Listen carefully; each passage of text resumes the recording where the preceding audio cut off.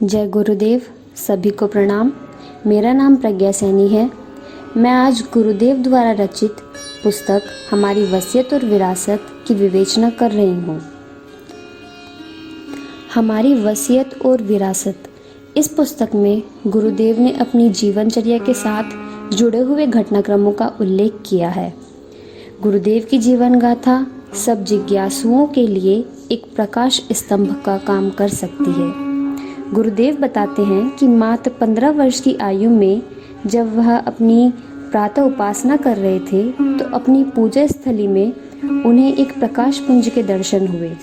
प्रकाश के मध्य में से एक योगी का सूक्ष्म शरीर उभरा। उस प्रकाश पुंज देवात्मा को न केवल मार्गदर्शक वरन भगवान के समतुल्य मानकर गुरुदेव ने स्वयं को उन्हें समर्पित कर दिया। वह प्रकाश पुंज गुरुवर के गुरुदेव थे, जिन्होंने उन्हें भावी जीवन की थोड़ी सी बातें विस्तार से बताई। पहली, गायत्री महाशक्ति के 24 वर्ष में 24 महापुरुष चरण। दूसरी, अखंड घृत दीप की स्थापना। और तीसरी, 24 वर्ष में एवं उसके बाद समय समय पर क्रमबद्ध मार्गदर्शन के लिए 4 बार हिमालय आने का बुलावा।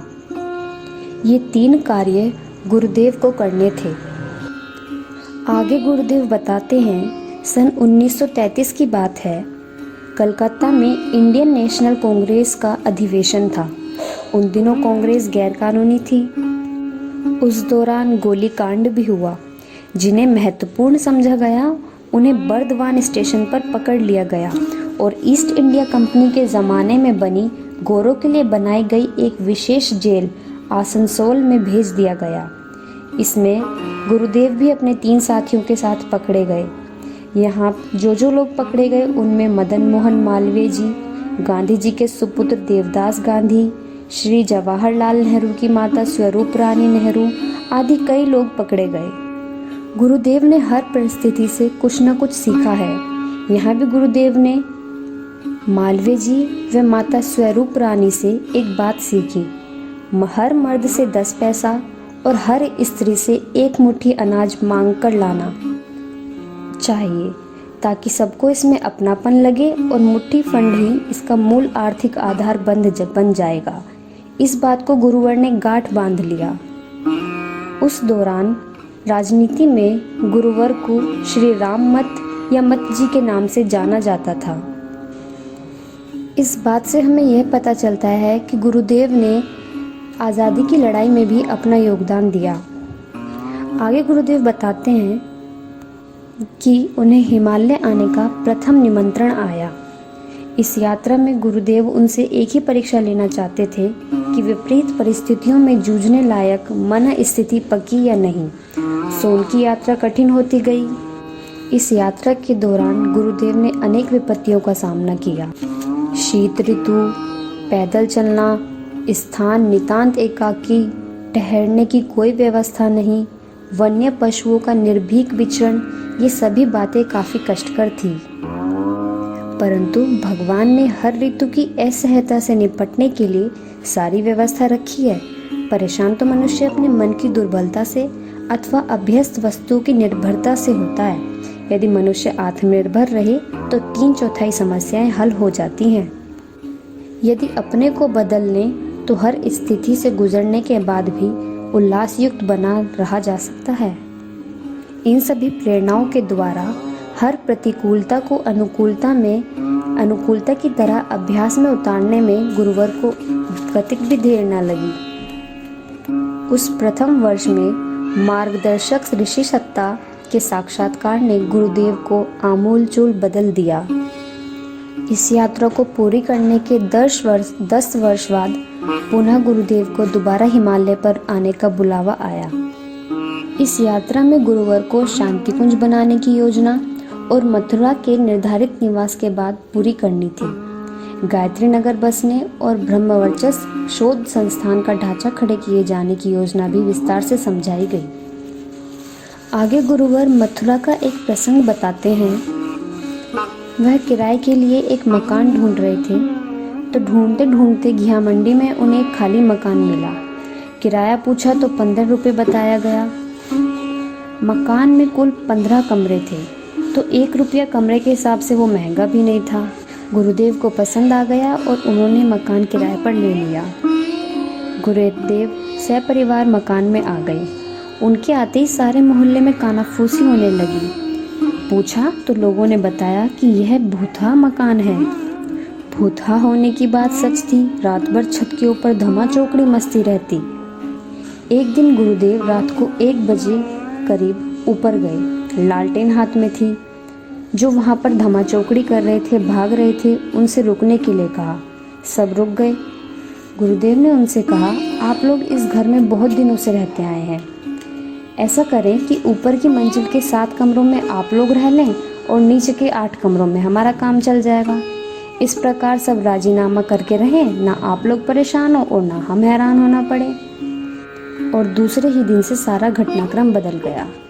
सभी ने अपनी ओर से समझौते का पालन किया और सभी इस बात पर सहमत हो गए। अखंड ज्योति पत्रिका पुनः इसी घर से प्रकाशित होने लगी। एक और काम जो गुरुवार को मथुरा में करना था, वह था गायत्री तपोभूमि का निर्माण कार्य आरंभ हुआ और प्रज्ञा नगर के रूप में विस्तृत हो गया। मथुरा का कार्य सुचारू रूप से चल पड़ने के उपरांत हिमालय से गुरुवार को तीसरा बुलावा आया। अब की बार गुरुवार को मथुरा छोड़कर हरिद्वार डेरा डालने का निर्देश मिला और कहा गया कि वहां रहकर ऋषि परंपरा को पुनर्जीवित करने का कार्य आरंभ करना है। यात्रा से लौटते हुए हरिद्वार उसी स्थान पर गुरुदेव रुके, सप्तऋषियों की तपोभूमि में, जिस स्थान का संकेत उनके गुरुदेव ने किया था। काफ़ी हिस्सा सुनसान पड़ा था और बिकाऊ भी था। ज़मीन पानी उगलती थी। पहले वहाँ गंगा बहती थी। वह स्थान गुरुवार को सुहाया। ज़मीन के मालिक से चर्चा हुई और ज़मीन खरीद ली गई। इस प्रकार शांतिकुंज गायत्री तीर्थ की स्थापना हुई। गुरुदेव बताते हैं कि अपनी जवानी में बिना शाक, घी, दूध के 24 वर्ष तक जौ की रोटी और छाछ का गुरुदेव ने सेवन किया। एक और प्रसंग का गुरुदेव यहाँ उल्लेख करते हैं जो शायद ही सभी लोगों को पता हो। गुरुदेव बताते हैं कि अनीति एवं आतंक के पक्षधर किराए के हत्यारे ने 1 वर्ष पूर्व 5 बोर के रिवॉल्वर से लगातार गुरुवार पर फायर किए और उसकी सभी गोलियां नलियों में उलझी रह गई। रिवॉल्वर उससे भय के मारे वहीं गिर गई। अब की बार वह छुरेबाजी पर उतर आया। छुरे चलते रहे, खून बहता रहा, पर भोंके गए सारे प्रहार शरीर में सीधे न घुसकर तिरछे फिसलकर निकल गए। डॉक्टरों ने जख्म सी दिए और कुछ ही सप्ताह में शरीर ज्यों का त्यों हो गया। गुरुदेव इसे एक परीक्षा का घटनाक्रम ही कहते हैं। असुरता के आक्रमण असफल हुए। मारने वाले से बचाने वाला बड़ा सिद्ध हुआ। गुरुदेव कहते हैं कि हमने जीवन भर प्यार खरीदा, बटोरा और लुटाया है।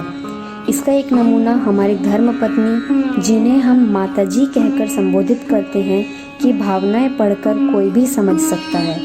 वे काया और छाया की तरह साथ रही हैं और एक प्राण 2 शरीर की तरह हमारे हर काम में हर घड़ी हाथ बटाती रही हैं। चौथी बार पुनः गुरुवार को 1 सप्ताह के लिए हिमालय बुलाया गया। इसमें उन्हें बताया गया कि तुम्हें 1 से 5 बनकर 5 मोर्चों पर लड़ना पड़ेगा। 5 मोर्चे हैं। पहला, वायुमंडल का संशोधन। दूसरा, वातावरण का परिष्कार। तीसरा, नवयुग का निर्माण।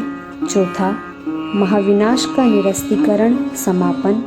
5वां, देव मानवों का उत्पादन अभिवर्धन।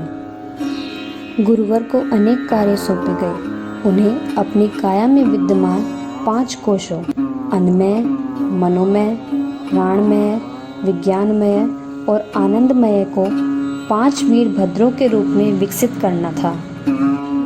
लोकमत के जागरण का कार्य भी सौंपा गया। लोकमत को जागरण करने का अभियान तो प्रज्ञा आंदोलन द्वारा चल रहा था। गुरुदेव कहते हैं कि भगवान जिसे सच्चे मन से प्यार करते हैं उसे अग्नि परीक्षाओं में होकर गुजारते हैं। गुरुदेव अपने निजी जीवन में बताते हैं कि भगवान की कृपा निरंतर उन पर बरसती रही। 24 लक्ष के 24 महापुरुष जन्म करने का अत्यंत कठोर साधना क्रम उन्हीं दिनों से लाद दिया गया जब दूध मुही किशोरावस्था भी पूरी न हो पाई थी। इसके बाद संगठन, साथी, जेल, परमार्थ के एक से एक बढ़कर कठिन काम उन्हें सौंपे गए। गुरुदेव के जीवन को समेटना अत्यंत मुश्किल भरा कार्य है, पर फिर भी मैं अपनी वाणी को विराम देते हुए गुरुदेव की यही बात दोहराऊंगी। गुरुदेव अपने परिजनों से यही अनुरोध करते हैं कि हमारी जीवनचर्या को घटनाक्रम की दृष्टि से नहीं, वरन पर्यवेक्षक की दृष्टि से पढ़ा जाना चाहिए।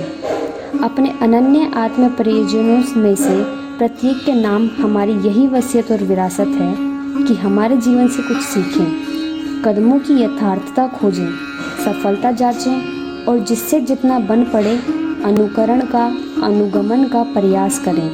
यह नफ़े का सौदा है, घाटे का नहीं। धन्यवाद।